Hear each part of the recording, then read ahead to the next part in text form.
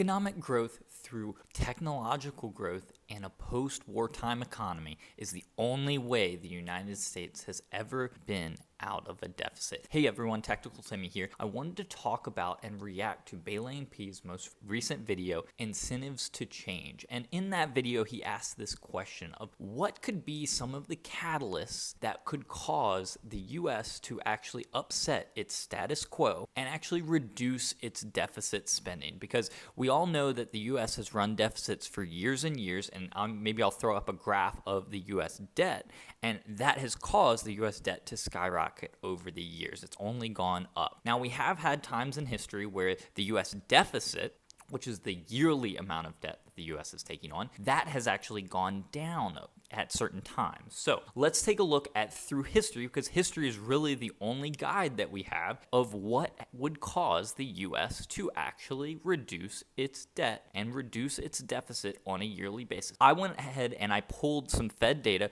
going all the way back to the year 1900. We're going to look at the year 1900 through 2000. We've got some great data that we can look at. The first little blip that you see where we increased our deficit spending was actually during World War I. Now, obviously, we had a huge amount of debt that we took on during World War I. When the war actually finished, you see that that deficit spending dried up, and we see that a few things actually happened. We know that right after World War I, we actually went into the Roaring '20s, which was a time of economic prosperity in the post-war economy. Now, that's probably a lot of what caused that economic prosperity was the fact that you had GIs coming home, you had people in the United States able to move from wartime manufacturing into moving into manufacturing things like automobiles and personal consumer goods, those kinds of things. And you also had the invention of a lot of really important things at the time. You had Henry Ford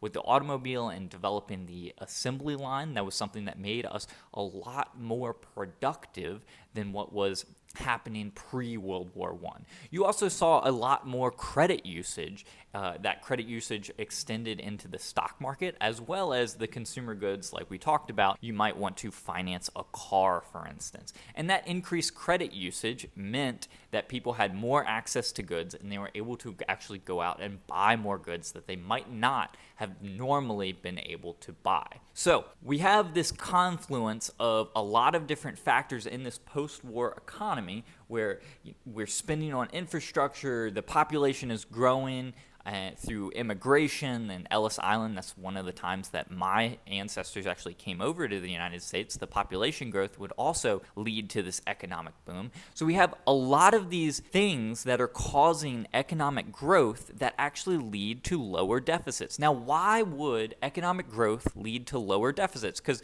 deficit spending has to do with what the government's doing. It doesn't have to do with what the economy overall is doing. And why there's a correlation between the two of them is something that's really important to understand. Because as the economy grows, the economy will actually pay the government more taxes.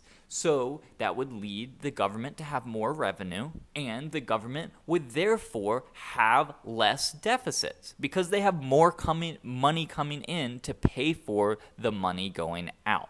And that's what we saw, is we saw all these factors that we just talked about growing the economy after World War I, and it actually brought our deficits back into check, and our deficits really reduced after World War I. Now, let's move on, and you can look at the graph and see that in World War II, a very similar thing would happen. So in World War II, you saw the same thing where we had huge deficit spending going on prior to the end of the war. And obviously that makes sense. We were having to build an incredible amount of planes. The US government was going into debt in order to build all of these things. And then after the post-war, that's when we saw the deficits actually come back into line. And again, this is a very similar story to World War I, where we had people coming back from war, that people were changing from that wartime economy into that post-war economy, and you had a lot of pent-up demand, especially after World War II, because there was much more rationing in the U.S., and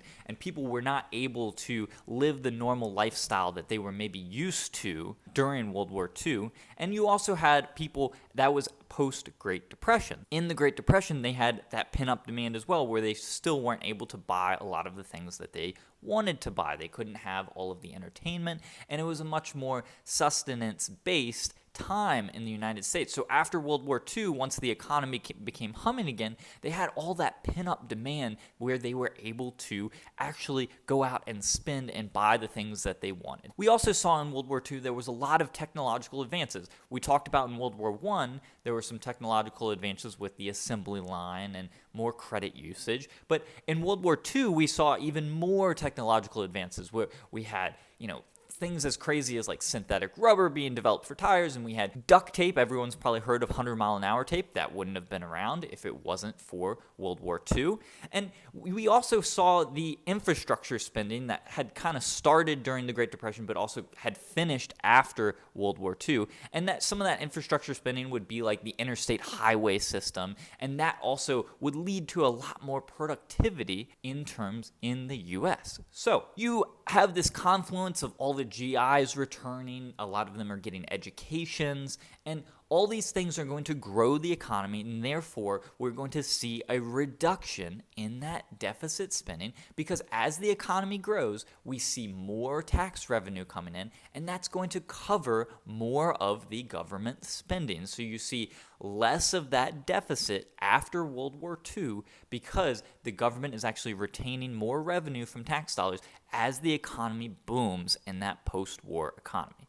Now, we see that the deficits actually stayed lower as we went up, basically up until the start of the Vietnam War. Deficit spending actually shot up. And this is actually one of those guns and butter times where we had in the Vietnam War, where we were spending money on the Vietnam War. We were also spending a lot of money on welfare. And these two combined for a skyrocketing of the U.S. deficit. And with that deficit, obviously, that's going to cause our U.S. debt to be going up as well. And the Vietnam War was kind of the start of when we had these longer wars where the United States was kind of more policing and going about the world in a way where they were responsible for policing the world. And this led to kind of continued deficits over time. And in addition to not only having this continued war that stretched out for years and years and years, you also saw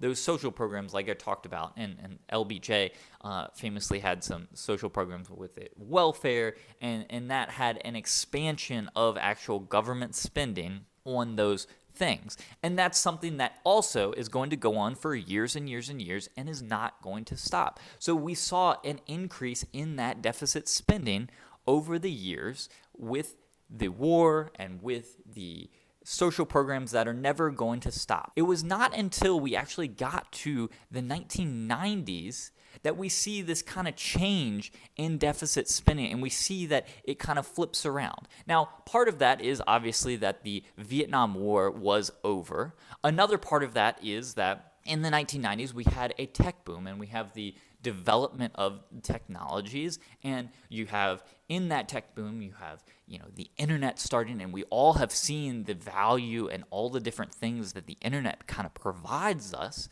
and what it can all do for us and all the value that computers have in our economy. Now, you have that technology boom that's going to grow the economy. And again, whenever you grow the economy, you're going to end up having lower deficits as the government retains more revenue from taxes. So you have this tech boom in the 1990s that obviously helped to bring back the deficits. And you also saw a lot of bipartisan support for reducing the debt and reducing our deficits in the 1990s. This kind of started during Bush 41s, and he had a program of pay as you go, and as the name suggests, it's as we have new programs, we have to make sure that we're paying for these new programs. And you also had Clinton Omnibus Reconciliation Budget Act. I believe that was in 1993. And with that, it essentially was increasing taxes on the wealthy and also cutting spending. So the traditional way that we think of actually reducing our deficit spending is, well, we probably have to do a mix of increasing taxes and cutting spending, or a lot more of one or the other. You either have to jack up taxes really, really high, which no one really wants to do because that's a really politically not advantageous thing for politicians to do, is jack up taxes, or we have to radically cut spending, which also is not politically advantageous to do, as people typically like the services that they are getting from the government, and no politician wants to be the one that takes that away from them, even if it's what's best for the country. So we saw this bipartisan support where it's kind of started with Bush 41 and went on to Clinton. And we saw this gradual, slowly increase of taxes, and we also saw this cut of spending, and that led to much lower deficits. And for the first time in a very, very long time, we actually saw a budget surplus up into the early 2000s, pre 9/11. So how does this all relate? So we see that the only way that the U.S. has really reduced our deficit spending is we see that it takes growing the economy and being out of wars and having a time where technological advances can kind of take over and continue to grow our productive capability. So if that's the case, and that's what it's going to take to actually reduce the U.S. deficit, what does that mean for what we should be doing in the future in order to reduce our skyrocketing deficits now in the post-2020 world?